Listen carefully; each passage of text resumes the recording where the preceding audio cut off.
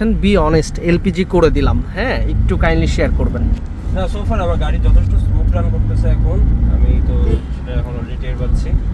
আর LPG করার main পারপাসই তো হচ্ছে আমার তেলের খরচটা বাঁচানো। সো এখনো পর্যন্ত সোফার সো স্মুথ।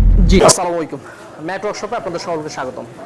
যারা টাটা সিরিজের সেডান টাইপের যে গাড়িগুলো আছে এলপিজি করতে যাচ্ছেন, তারা নিঃসন্দেহে আমাদের সাথে যোগাযোগ করতে পারেন, কারণ এই সিরিজের গাড়ি কেউ এলপিজি সচরাচর করে না, আর এটা প্রপার সেট আপ করতেও জানে না অনেকে।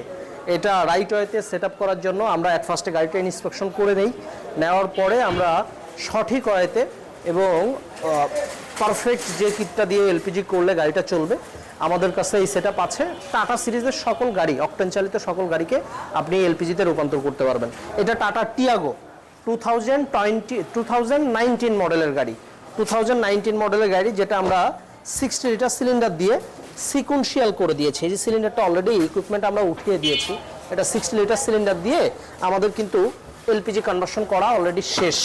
আমরা কিন্তু রোড টেস্ট দিয়ে এসেছি আলহামদুলিল্লাহ। এখন আমরা নেক্সটে আপনাদেরকে একটা প্রপার রিভিউ দিব যে গাড়িটা রোড টেস্টে কেমন চলতেছে। ধন্যবাদ।